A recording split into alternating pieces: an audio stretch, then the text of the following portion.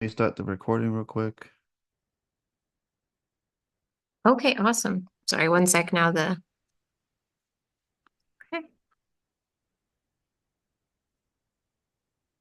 So I will share Or the let me screen. make you a co-host so you can share your screen actually. Okay, thank you. There we go.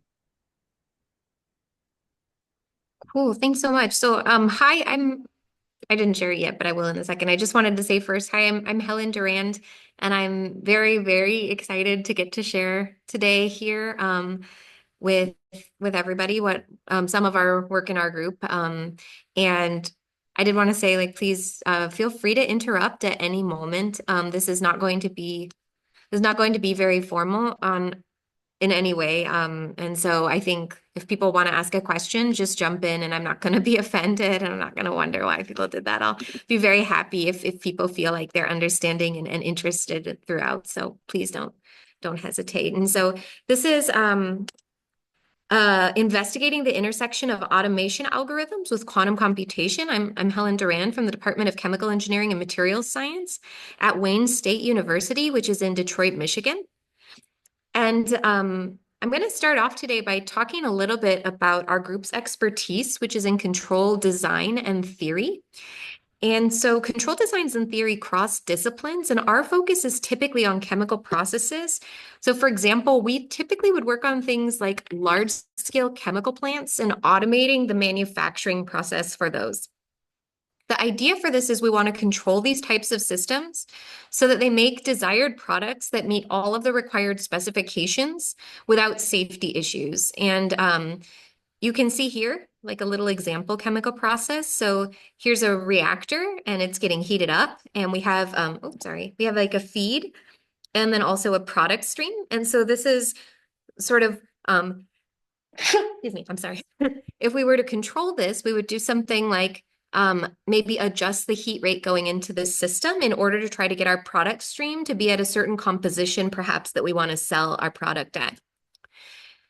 And so in chemical engineering, the systems that we control are described by differential equations. And I can give an example of that through just a small scale example of level in a tank. So here we see that we're going to make a mass balance. So the idea here is that mass is not created and destroyed. And so we're going to say that the change in mass with time is equal to the mass flow rate in minus the mass flow rate out for this tank.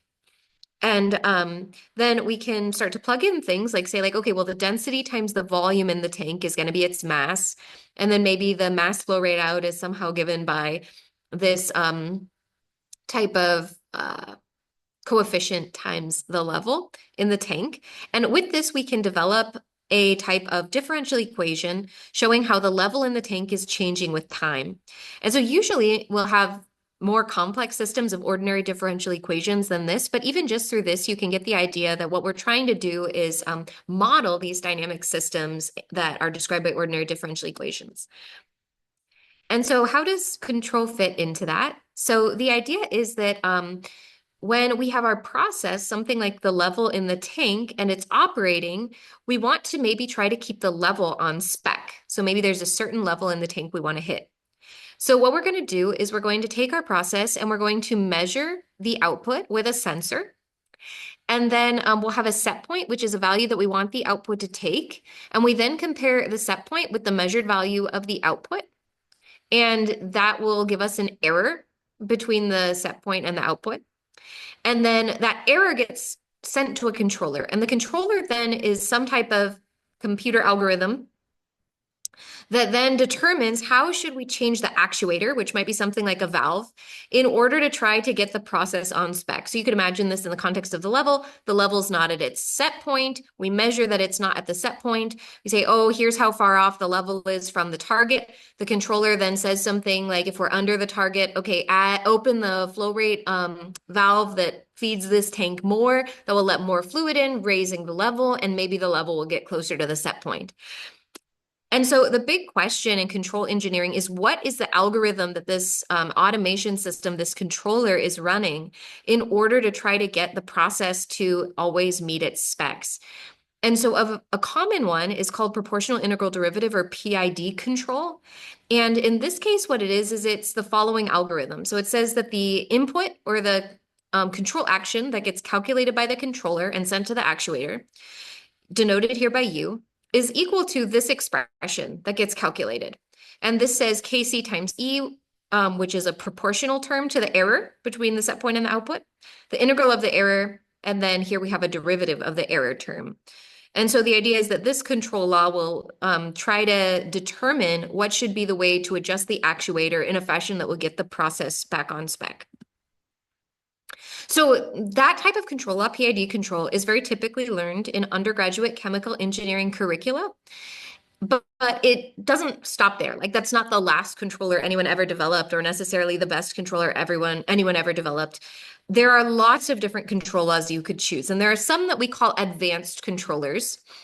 And particularly a lot of times those are model-based. And so the idea is that these use a process dynamic model, like the differential equations, explicitly in designing the controller. And the mathematical process model is developed either from first principles modeling or it gets identified from input-output process data. And the model then describes the process dynamics, which means the variation of the process state variables in time due to disturbances, inputs, and interactions between the variables. And controllers are then synthesized based on the process model. And so this can definitely have some advantages in certain cases compared to some of the control designs like PID or other types of control laws.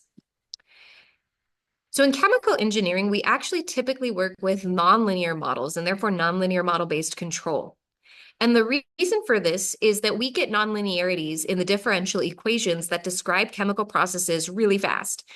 And we can show why by looking at this continuous stirred tank reactor here. So this is a type of reactor. It's like the one that we mentioned earlier. There's some flow in, some flow out, and a little heater. And so if we were actually to write the model of this, so the system of differential equations for this, we would get the following equations describing how the temperature and concentration of reactant change in the tank. These are developed through mass and energy balances. And what we can see is there's these terms here that are nonlinear. And these terms, for example, have the exponential of like 1 over temperature multiplied by concentration. And so these types of terms are the nonlinear terms. And the reason that I say we almost always get these in chemical engineering is that this is actually the reaction rate law. And since in chemical engineering, reactions is one of the major things that we deal with, we very quickly get nonlinear models in chemical engineering. And so we want to develop some notation that allows us to describe those broadly. And so here we say X is going to mean our vector of states. So these are the dependent variables of our differential equations. And here that would be something like the temperature and the concentration of reactant. X dot is the time derivative of the state vector, or dx dt. U here is our input vector. And then W is the disturbance vector. So U would be the variables that we're going to be able to manipulate ourselves, like with a controller. And then W are the things that affect our process, but we're not able to adjust them directly ourselves. So they just kind of happen. And so with that, we can define this notation that means a system of nonlinear ordinary differential equations. So it says the time derivative of the states is equal to a nonlinear vector function of our states, inputs, and disturbances. And it lets us to broadly write about how are the dynamics of many different chemical process systems and not only one of them at a time. And so then there's a lot of techniques for designing controllers for nonlinear systems. And the type that I'm going to really focus on today is called model predictive control, but we also will talk about some other types of control as time goes on as well. And so in our group, we do a lot of math proofs. And so I'm going to make a little bit of the background notation that's important for these and will come up throughout the talk. So here, X is a vector of the process state, U is the manipulated input vector, and W is the disturbance vector. The idea here is that all of these vectors are bounded. And then we assume that there's an explicit nonlinear feedback control law, U equals H of X, which we say renders the origin or steady state asymptotically stable in the sense that there exists a Lyapunov function V for which its time derivative along the state trajectories under this controller H of X in the absence of disturbances is negative for all X in a neighborhood D of the origin. And so that's a lot. So let's see what this is conceptually from this figure on the right. So here's the main idea. There's some set of states and we'll call those D, and that's given by this little dotted line. And these states are such that if we took the time derivative of our Lyapunov function, it would be negative. And then within this region D, we define this red region, which I'll call the stability region omega rho. And it's what we call a Lyapunov level set.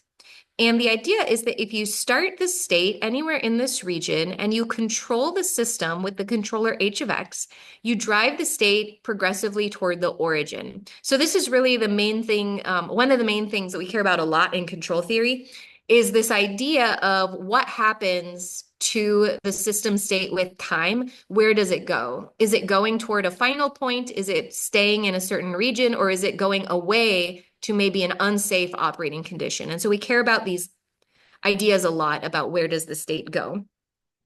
And so even though we can use this controller h of x to achieve nice stuff like this, right? Like, oh, good, the state is moving toward the origin. It's staying in a known operating region. That's sort of safety and achieving a long-term goal. It's able to do both of those. But the thing that this controller h of x doesn't do is it doesn't explicitly account for performance like economics and constraints. And so that's where a different type of controller known as model predictive control comes in. And so this type of controller is actually an optimization-based control law.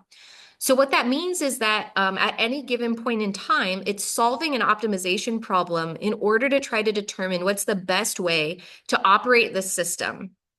And the way that it does this is it has an objective function that should be optimized. And that objective function is a function of the states in the future. So the way that we get the states in the future is we make predictions based on a dynamic model, starting from a measurement of the state given by the sensors. And then we incorporate state and input constraints. And so the idea is that we want to solve this optimization problem repeatedly online so that we can keep finding the best control actions. And a good way to think about this is like driving a car. So when you drive a car, you look further ahead than like right in front of you. And that helps you kind of make predictions about like, okay, if I move my steering wheel in the following way, what will happen? Will I be on the road? Will I not be on the road? Is it going to be good? And so forth. And so you're kind of doing this optimization in your own mind, subject to a model that you have of how your car will interact with the road. And then, but you don't just solve that optimization problem once and then close your eyes and keep driving. Instead, you keep sort of resolving that by keeping your eyes open and keep reacting to what happens. And so model predictive control is the same concept. We're going to solve it every what we call sampling time. So every delta time units, delta is what we call a sampling period. So we say we solve it at every sampling time tk, but then we're only going to apply the first piece of our trajectory. So we have n pieces into the future, but then we only apply the first piece. And the reason is the same as for the driving example, that if you're looking far ahead and then something changes, like something jumps in the road in front of you, you do a really quick update. And so you need to be able to only apply like a little bit of what you calculated at a time in order to be able to say, is what I calculated still good? Is what I calculated still good? Or should I adjust? And so in the end, the solution of the MPC is a piecewise constant input trajectory with n pieces, where n is the prediction horizon, and each piece is held constant for a period delta. And so you can see that here. Here we have the idea being we want to drive the state to the steady state. This is our predicted state into the future.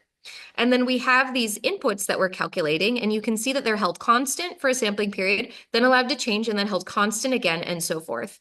And that series of inputs is supposed to eventually drive the state toward the steady state, but we only apply one at a time, and then we resolve and say, is it still a good trajectory? Is it still a good trajectory? And keep checking. And so the resolving is what we call this receding horizon implementation.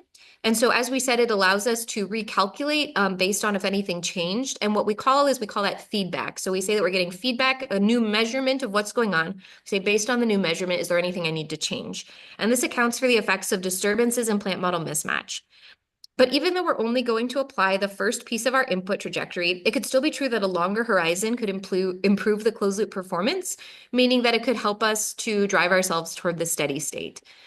And so there are different notions and definitions of what's called stability, but one such definition is whether or not you actually go to the steady state over time. And so if you just use this controller as written here, it's not guaranteed that you actually go to the steady state over time. And so there's different ways that people try to make it be guaranteed from a theoretical perspective. And even though we talk a lot about theory, I do want to emphasize that the idea of a model predictive control law is actually quite practical, and it actually is used in the manufacturing industry today. And one of the things that we definitely care about is profitability. So that's one of the really nice things about these types of optimization-based controllers is they try to do optimal operation of a system. So typically what happens is that you have this type of structure where there's a steady state economic optimization that's performed, and it finds like an economically optimal steady state for the process. And then you'll have this tracking model predictive controller, so a type of controller that will force you toward this steady state and then try to keep you there. And so this is one notion of integrating economics with control in order to try to operate processes well online. But then something that's been looked at over the last maybe like 10, 15 years has been economic model predictive control. And the idea of this is to look at trying to integrate economics more closely with control. So to say, instead of finding a steady state and then trying to use the optimization to bring me toward that steady state in an optimal way, what if I just define an economics-based objective function and I just tell my process operate in an economically optimal way all the time? And I don't say that that has to be at steady states. And so the potential use of this sort of economic strategy would be if it allows you to work with maybe time varying objectives and constraints, like maybe electricity prices that are varying throughout the day and stuff like that. So what we have then when we talk about economic model predictive control is we have this optimization problem, and it has a number of different components. So the first of these is it has an economics-based cost function, then the dynamic model, a state feedback measurement, and input and state magnitude constraints. And I added some additional constraints here just to show you can add more of them. Here, these are what we call input rate of change constraints. But the main idea is that you have this optimization-based controller, and we can add more things to it that allow us to do a lot of rigorous theories. And these things will come back when we were talking about the quantum computing aspects for this. So these rigorous theories that we do try to prove properties of what these controllers will achieve if we use them online. But usually to do that, we have to add some more constraints or some additional conditions in order to be able to make the actual mathematical proofs that say this is guaranteed to happen under the following circumstances. So this is one way of doing it. It's called Lyapunov-based economic model predictive control, or LEMPC.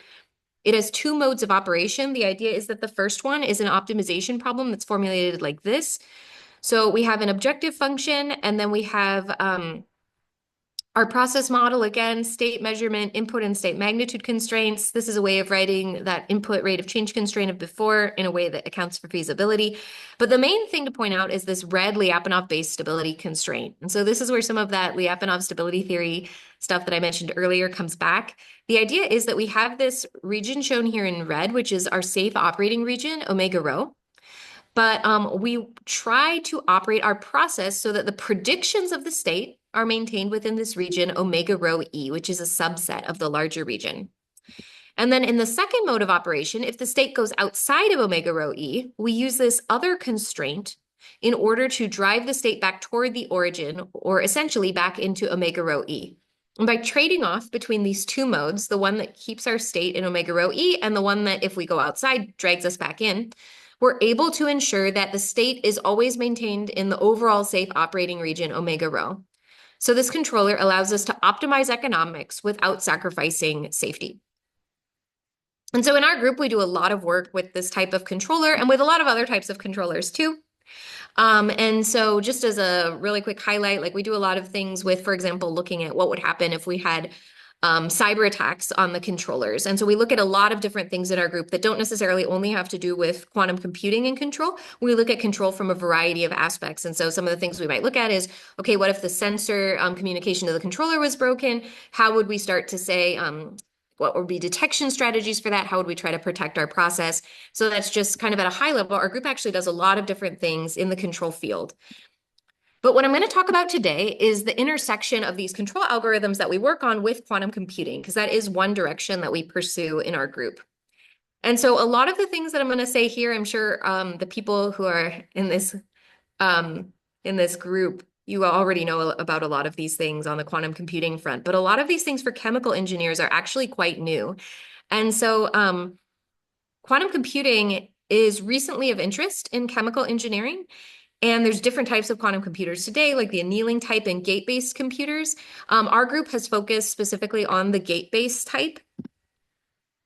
And something that is of interest to us as chemical engineers is that typically when we learn anything about quantum physics, we learn it in sort of a computational chemistry fashion. So we would typically be introduced to something like time-independent Schrodinger equation and the time-dependent Schrodinger equation more in the context of wave functions, because these are what's really relevant to things like atoms, which are important to chemical engineering.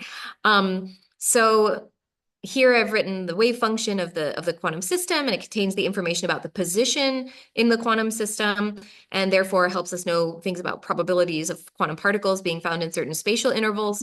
But then, as probably many of the people here know, we can really actually deal with quantum physics from the perspective of the Dirac notation, and that you can get the wave functions out of that, and that this is really the type of notation that's used in quantum computing. And that's because we use typically these like two-level quantum systems, not wave functions, in order to describe our qubits. And so we use the two possible quantum states in order to be able to have the 0 and the 1 states.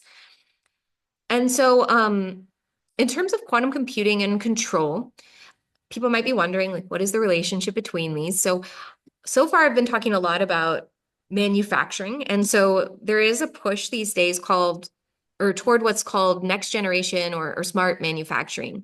And so the idea of this is that we want to try to move into an era of enhanced profitability and efficiency in our manufacturing, greater autonomy and connectivity, really taking advantage of all of the advances in computing that have been pursued over the last many years.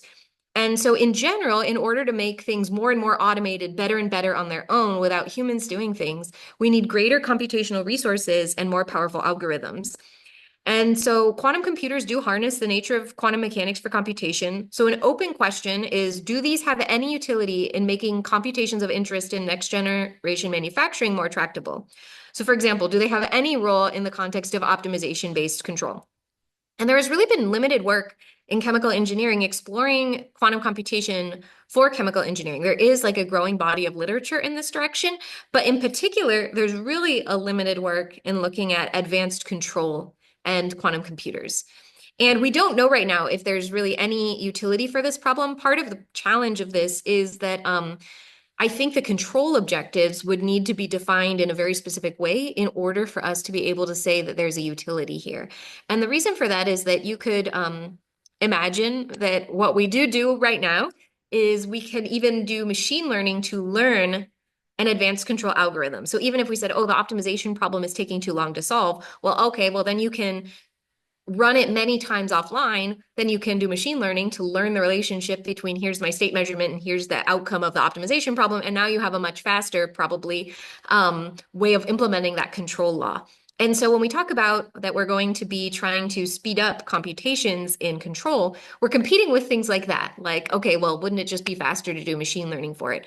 So I think for the future of being able to say, like, is there any utility for this? We're going to have to consider, like, what are the control objectives where not doing those types of things would actually bring us out ahead, and where would there be or could there be any utility of quantum computing in these? So I'm not trying to say today that quantum computing is good for control.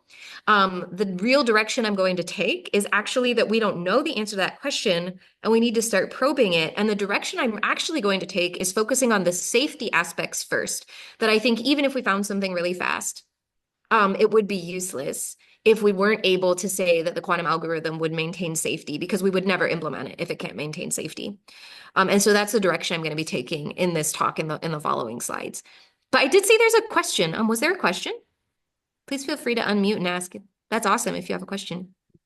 Mention is because what I was kind of interested in finding out was the kind of things they're just talking about is what's the utility here? I guess you're not saying you don't know at this point, but I mean, in terms of these chemical reactions that we're talking about, are these happening really fast where you need really fast dynamic control? You need to determine the answer really fast, and or I mean, I guess the question is, if this doesn't require like heavy duty computation, can it not a GPU cluster handle these computations instead of a quantum computer much more efficiently? So those are the kind of questions I have. as far as, I mean, could you not do what you're trying to do on a classic computer or the classic? Yeah. And so we actually do it on classical computers today.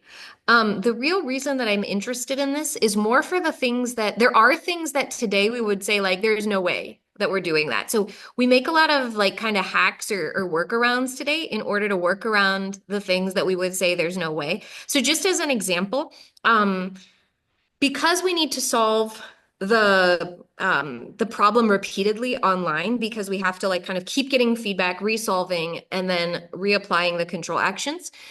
These things do have to solve in a very limited time frame. So maybe on the order of like, seconds to minutes around that timeline that they need to be able But to that's pretty solve. slow, isn't it?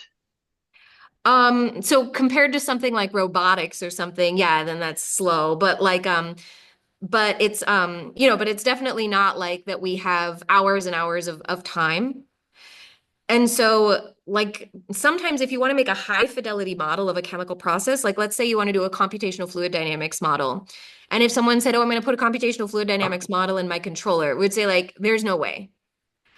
You're not going to. What you would do is you would do some type of like reduced order modeling or machine learning or input output model that captures the major dynamics you care about, and you would put that in your controller, and then you would solve it in like the seconds to minutes range, and then say like, okay, look, a good control action for my system, the end. But I think that it's interesting to try to consider. That's kind of where I was going with this idea of what control objectives could we imagine that maybe go beyond just like, could I get a control action that was like adequate for this? What if you also wanted to do something else? Like, for example, say that, well, I did actually want to make the full prediction of the model online because for some reason that was valuable to you to have the full model prediction and you wanted to get it faster and stuff like that. So I think there's some level at which we need to, as the control engineers, think beyond where we're at today and the things that we're looking at today in order to try to see, is there any utility of quantum computing here? But I think that also we need to look at the safety aspect and say like, okay, even if we could do some new stuff, before we could even imagine doing that, we'd have to make sure it was safe. And so that's kind of the angle we've been taking here. Did that answer your question? Somewhat. I guess, okay, let me come back to the speed issue a little bit because you Yeah. said, okay, these things are operating kind of slow. Well, now I guess when I say slow, it's kind of relative, right? Because some of the things we're usually talking about are happening in the nanosecond scale in Oh, quantum okay. computing, right? So the thing is, okay, if you need something that's alive and well for seconds, that kind of limits what kind of modalities you're going to be looking at as far as potential solutions for using this kind of application, right? So you need a quantum computer that can stay coherent for seconds or maybe minutes. Is that a fair assessment? So when I say that you need to recalculate it at these certain time frames, so one, I think it's a point well made that like just because we're doing it that way today, just because today the variables that we're trying to manipulate are things that evolve on these time scales more like seconds to minutes, doesn't necessarily mean that that's the way we should always be doing it, always into the future. That's just sort of like that's the status of what people are doing today. So I think that that comes into the control objectives part is if you could do things faster, is there anything you would control faster? But then in addition, to your other point about does that mean the quantum computer has to last that long? So the fact that that we have a sampling period of like every few seconds to minutes doesn't mean we expect the calculation to take that whole time. Actually, it shouldn't. Like it just means that if it took like on the order of like, a number of seconds or something, that wouldn't be like catastrophic to the process. Like you could imagine something like a robot or like maybe a drone. If you weren't able to calculate control actions very quickly, the drone will like fall out of the sky and the falling is so fast that like that would be like not calculating actions fast like very quickly would be like catastrophic versus like in a chemical process if it's like, oh, I'm filling a tank, not like saying like, oh, I measured it like every several seconds or something is not going to be catastrophic. Like the tank, unless it's very, very thin or something, is not going to like suddenly overflow in 1 second and you didn't know it was coming. So that's more what I mean is it's about the dynamics of the system. It's not saying that the computer itself has to take as long as the system does, if that makes sense. Okay, I think. Okay, that makes clear. I have a follow question, but I'll let Brendan ask his question. Sure, sure. Thanks. Yeah, so you referenced a situation where a system gets hacked and there's this sort of catastrophic effect that it has on the whole process. So would that be an example of an area, and I guess that might be why you included it, as to where you might want to see if you can apply quantum advantage to something that maybe can't be handled? Or could you just expand upon that example and why quantum tech might be applicable? Oh, that one I was just letting people know that in our group, like what I'm going to present is a very limited sliver of sort of the range of problems that we solve from a control engineering perspective in our group. So that was more the point, is just to kind of give the broader overview that I'm going to focus on the quantum things in the remainder of this talk, but by no means does that mean that my group is only a quantum group. We're really a control engineering group, and we do a lot of control engineering, solving a variety of problems in control engineering. Okay, thanks. Yeah, yeah. And I think there was a follow-up question that you wanted to ask.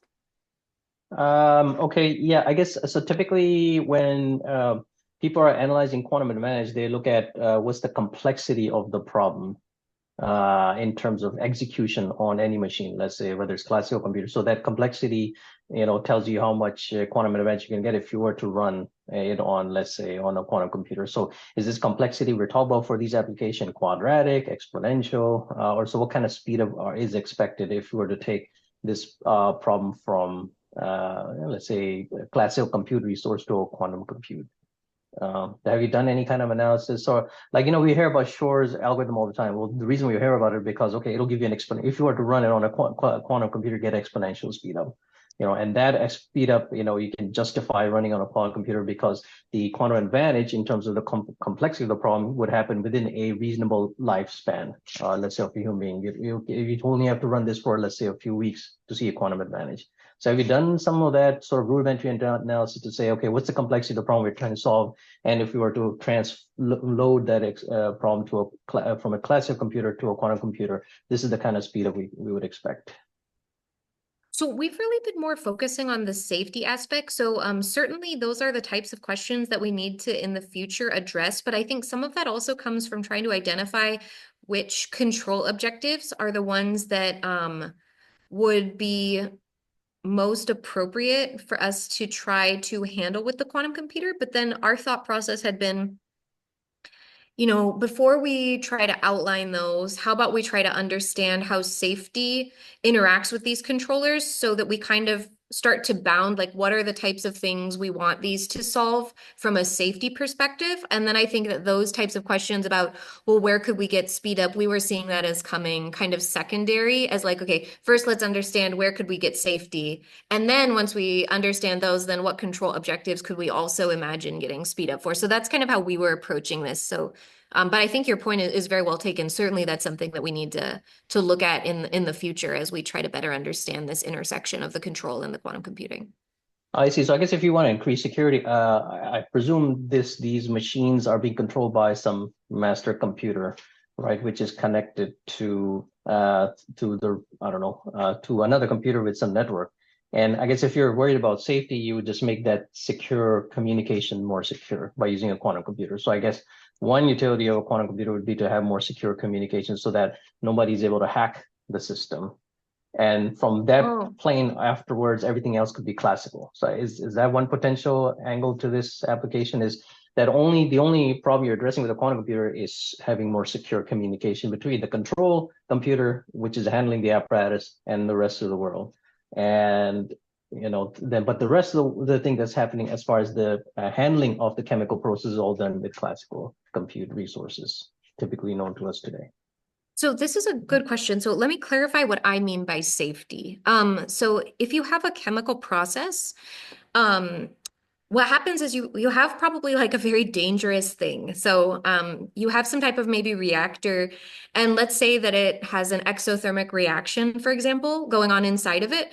If you were to, for example, lose cooling to this reactor so that no longer can you pull out the heat that's being released by the chemicals, you could end up in a situation where in certain cases, we have what's called a runaway reaction. So what this would be is maybe you have even like a liquid phase like chemical inside of this reactor. But the reaction is giving off heat. And then if you lose cooling, so you can't remove that heat anymore, then what happens is this reaction is now kind of like continues. So the heat is being released, that makes it react more, then all the things are reacting. They start to like have lots of heat, so the species starts vaporizing. The pressure that is then in the overhead of the vessel starts to build up, build up, build up until it gets to a point that that maybe it like bursts the vessel or something like this. And so now you have like a chemical release of like toxic chemicals. You have what's called this runaway reaction. It's very unsafe.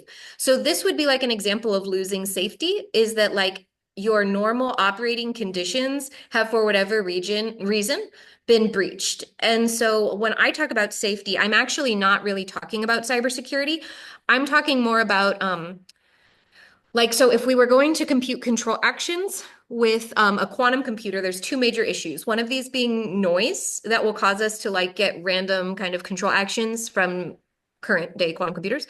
And the other one being the algorithms being non-deterministic, which would also cause potentially like, probabilistic inputs being selected. And that's not the way any of our control theories work. So if I go back a little bit and I say like, how did I prove that this algorithm would be safe? Meaning that I kept my states like concentration and temperature in a bounded set. So like no runaway reaction or no bad things happened.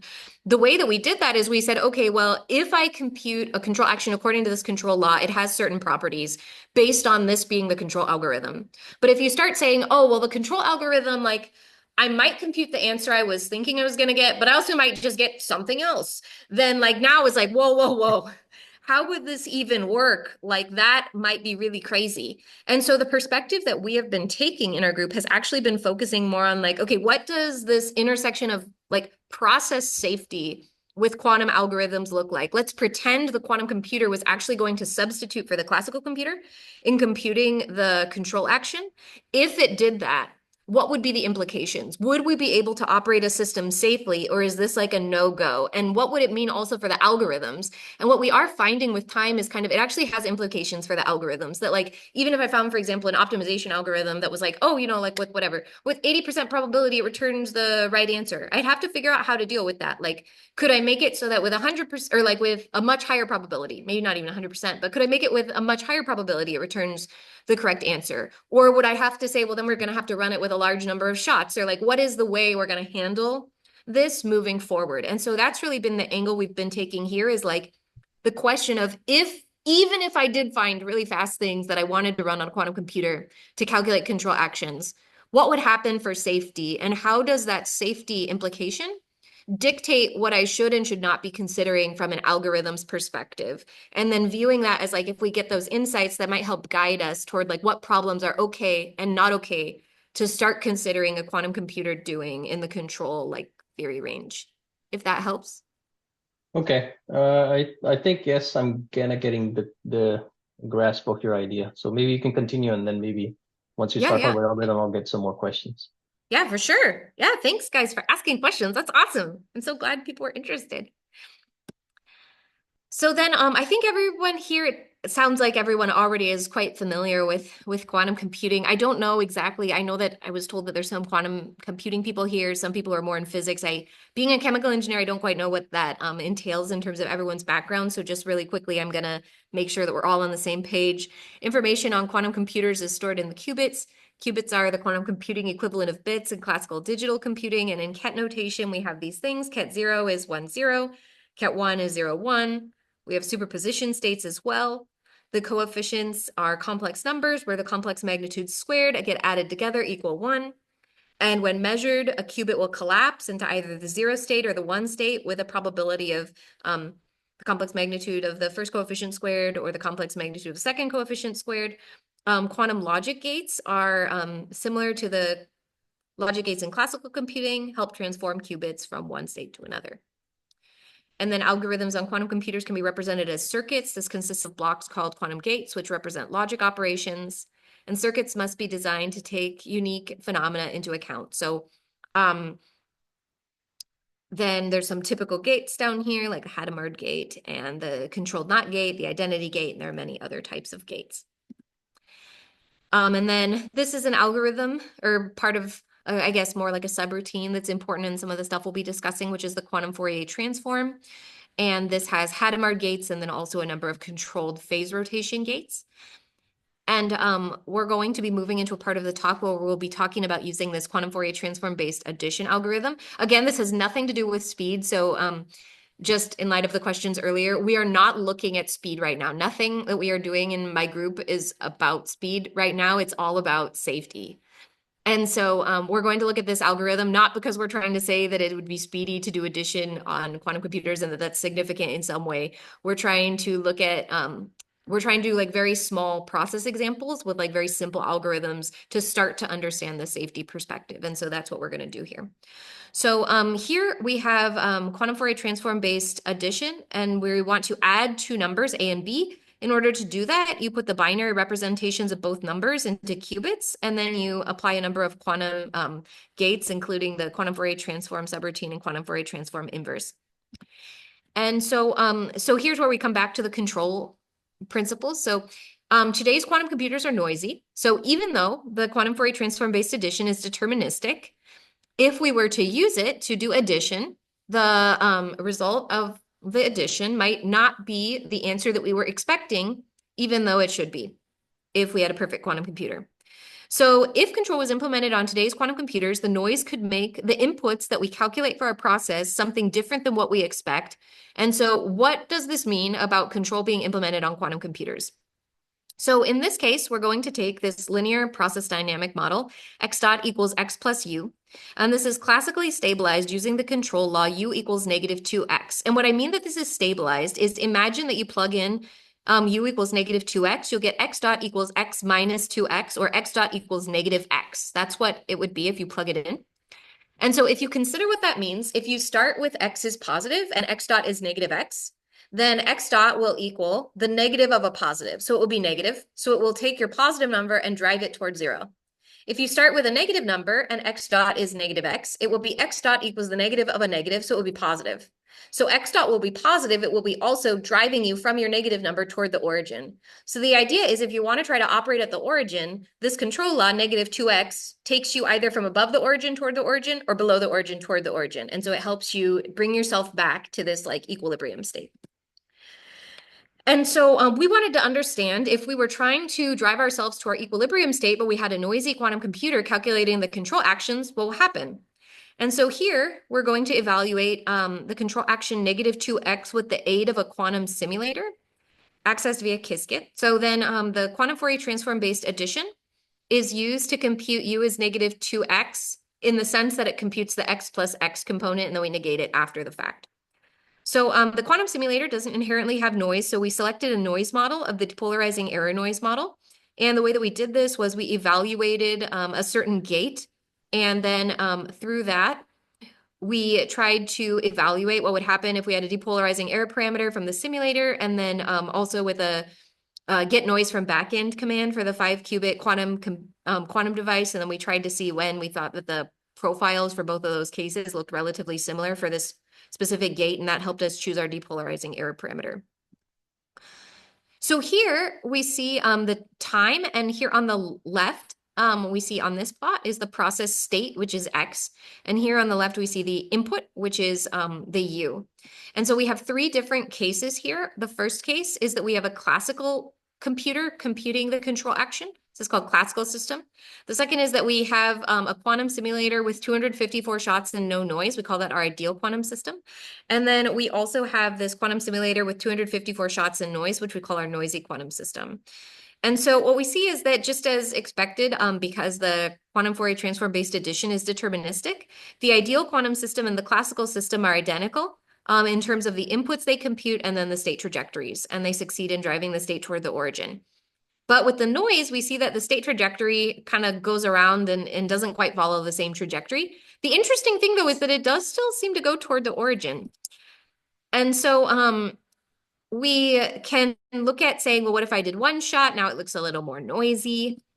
Or we could say, well, what if I start closer to the origin? And we can see that, well, now it starts closer to the origin and it's still noisy, but maybe looks a little better than the last one. Each of these is just one realization, though, of the noise. So but what we see is that what's really interesting about this, in my view, is that the noise model did not completely disrupt the stability of the system, that we were actually still able to do okay. Like we didn't have a catastrophic situation in what was simulated where, for example, X just went crazy and went really big instead of going toward the origin. And so that's something that we've been working on in our group from a control theory perspective, since we saw these results, trying to better understand why does this happen and why did it not go crazy? And so, yeah, Imran, did you have a question? Okay, yeah. How reliable is the noise model, and where did it come from? So the noise model was just one that was built into the simulator. So this is a depolarizing error noise model. So certainly like we didn't benchmark that with like beyond doing the get noise from backend command. We didn't do anything with like saying, oh, well, what if this was like a real quantum computer? We haven't done those studies yet, but we still think it's an interesting first result that suggests that the noise in certain cases with certain types of like noise descriptions may not be totally catastrophic. And then we wanted to understand why from a control theory perspective so that then we could try to move toward like Hmm. understanding like, oh, well, what if the noise model was a different one or things like that. And I guess your basis is, it seems to me like 2-bit. So I presume because this kind of gets into the question of how you quantize the integers that you're trying to add, right? So really, I don't know how it works in your application. I mean, are these 8-bit integers you're adding, and then now you're mapping it into a quantum computer with maybe fewer bits? Because it looks like your measurement base is only 2 bits. Is that right? 1001, So what I saw in that chart. So, I mean, how does that discussion affect these graphs? Because it seems to me like you're pretty coarse, and maybe the being coarse is okay. You see what I'm getting at? So what we did with these is we multiplied them by some power of 10. I think in this case by just 10, maybe in this one. And so then the number, if that was the case, I forget exactly what we multiplied them by, but it was something like multiply it by 10, then the number is 74, right? 74 in bits. And then like use that in the addition algorithm and then return the result and like divide by 10 after the fact and then say like, okay, here's what the result is. So that was the way that we were implementing that in terms of, is that a problem for being coarse? So the effect of this, the Zoom thing is like in my, right where I'm trying to like point to. So what So you it's can't see here. essentially how many bits were you, I guess, were you using in your quantum simulation? Or how many bits you had in inputs A and B for adding the two numbers using the quantum Fourier transfer addition? So I think that that was sort of adapting as it got closer to the origin. So like, for example, if this was 7.4, so if the number was 7.4 and then I needed to do x plus x, then I believe that we multiplied this by 10, so it would be like 74. So then however many bits it takes to represent like 74, Okay, would be like the number. And then you would add that as one value of x. But you have to make it like one number bigger, right? Is because exactly. when you add those two together. So let's pretend for a second this was like 8. I Eight, don't know right now. eight I bits, yeah, forget. total. Yeah, you would But need if it eight was bits 8, again. then you need 9 of them. Then you do like, you do like 9 and 9. And then, but that's why we actually use at the time that we did this several years ago, there was no free device that was big enough to do this. So that's part of why we haven't done it at the time that we did this on a real quantum device and we did it on the simulator instead is because at the time that we did this, there was only a 1-qubit and a 5-qubit actual device, and we couldn't fit reasonable additions of like meaningful numbers on like 1-qubit and 5-qubit. So we used the simulator because then it was a 32-qubit simulator. Okay, got it. Yeah. One other question is the time. I guess your x-axis here is time, I presume, or some units of time, Yes, right? Or just some like iteration. Okay. exactly, just some sort of non-specified units of time, exactly. Now, does it matter in terms of your chemical reaction, how fast you converge? Or, I mean, so is there any penalty? So it looks like the green curve with the noise, it's just slower. It's converging, but slower. Is there any penalty for that? So certainly like it depends on your objectives. So I would like definitely I don't think that the noisy trajectories are ideal. I would say that like if you want to implement, that's exactly the reason we're looking at this, is because we're trying to understand how bad is it if we run control actions on a noisy quantum device, and what are the ways of working around this. And this was our first studies to just look at like what would happen.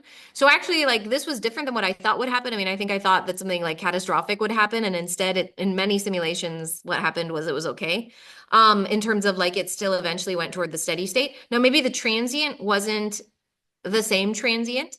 And so this gets to the entire point of like, yeah, if you use the quantum computers to calculate control actions and it's not deterministic for whatever reason, noise or the algorithm, then you run into this issue where you're like, oh, well, I thought that like this was how I specified my control law should work. I chose that for a reason, but it's just doing something else. And so this is kind of actually like what you're getting at is actually exactly what we're trying to understand, is like what happens when I use non-deterministic stuff to do control. What happens? Is it okay with me or not okay with me?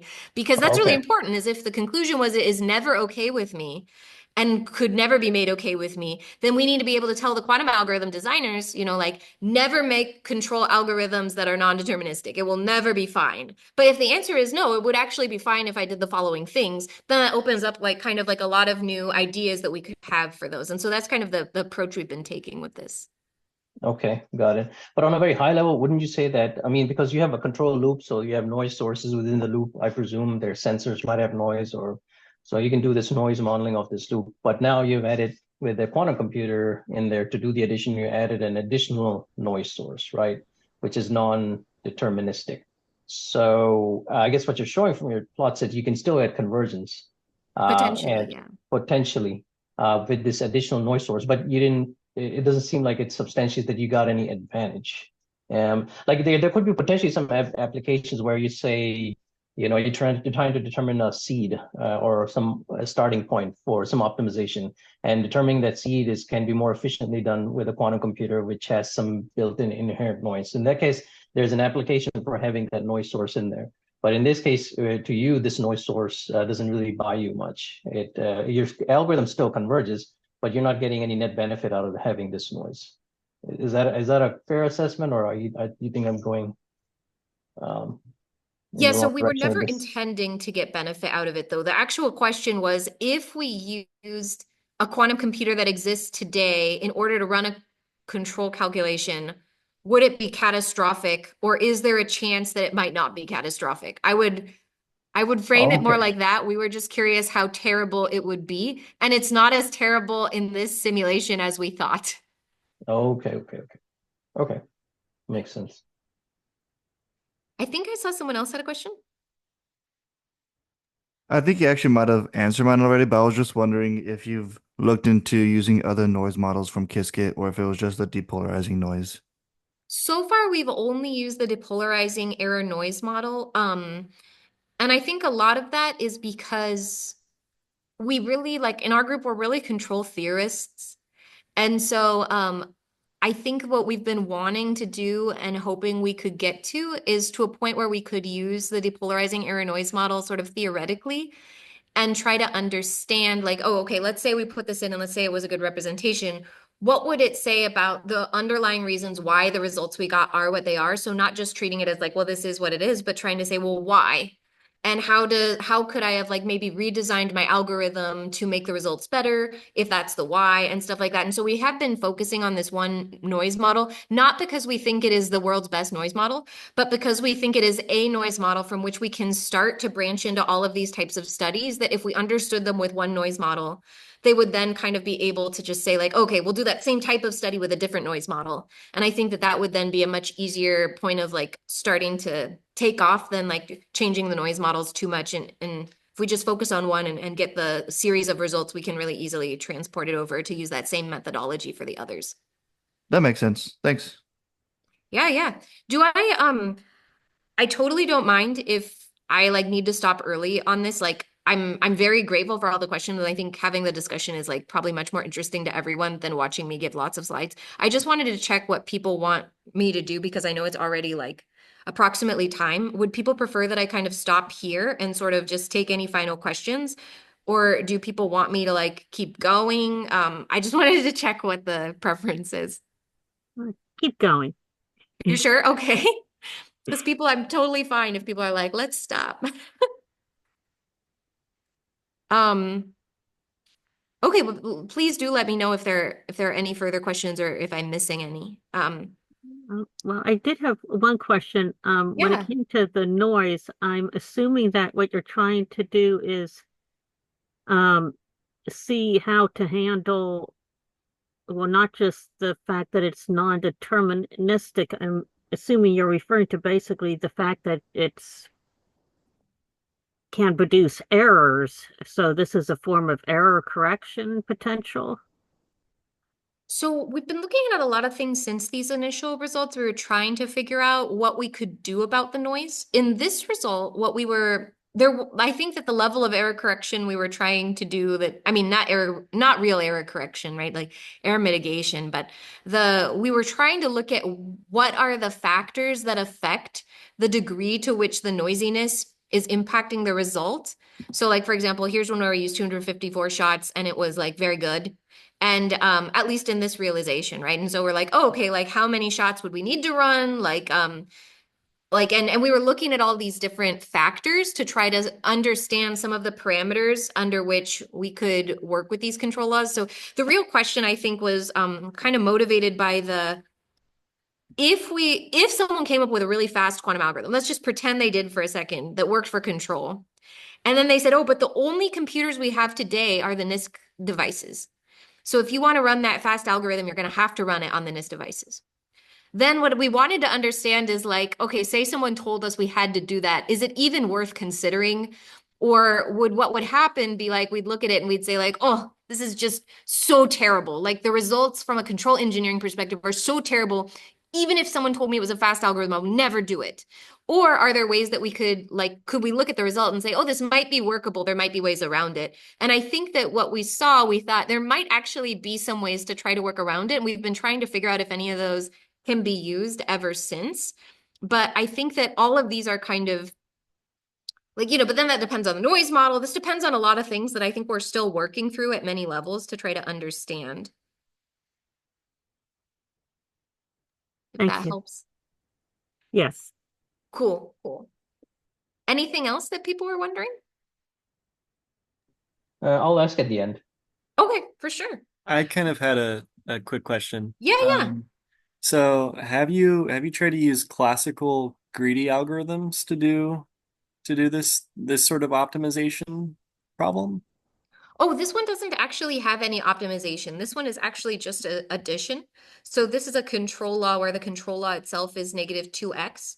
And Oh, so we're literally just doing x plus x. So we started with like the simplest thing we could imagine because we were just trying to figure out how catastrophic would noise be. And let's just take a very simple example. So in order to try to remove all of the other questioning, right? Where we could say like, oh, well, maybe it's the algorithm of the optimization, or is it that the optimizer didn't find the solution, or that maybe a different optimization algorithm would have been better. We took away all of the extra concerns and we just said it is literally addition. That's all it is. okay. I see. Thank you. Yeah, yeah.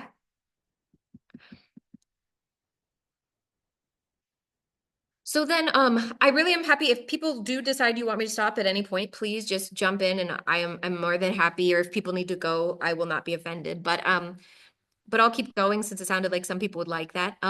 So the next thing that I'm going to talk about is kind of the intersection of control theory with quantum computing. And we have a lot more stuff than these that we've developed since these two studies, but I think these are good base cases in sort of showing some of the directions we go in. So this is Grover's search algorithm here.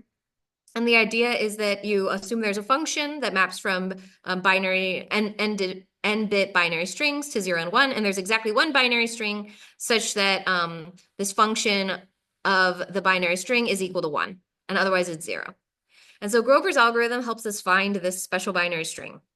And in a worst case, on a classical computer, you would have to do these 2 to the n function evaluations. And so and that's like if you do that deterministically, and then Grover's algorithm can maybe find the string in less than 2 to the n function evaluations, but it finds it, randomly. Then there's certain other proofs that people can do about like, oh, well, what about the worst case on there? Or what about the classical computer doing it randomly and stuff like that? But the idea is that in Grover's algorithm, you find the answer with a certain probability. So the important point for what we were going to look at from a controls perspective is the result of Grover's algorithm is non-deterministic. So in this case, it's non-deterministic even if the quantum computer is perfect. So this is a completely different source of non-determinism than the prior one, which was like, oh, well, in the intermediate time until the quantum computers get good, what would happen if you implemented control algorithms on them? Now we're looking at the other problem, which is, okay, even if the quantum computers got good and you wanted to use non-deterministic algorithms, how would that affect how your control like performances? And so in this case, if we wanted to say like, here's a MATLAB implementation with 3 qubits, we have our initial state represented as the like the long vector that comes about by doing tensor products when you have many different qubits.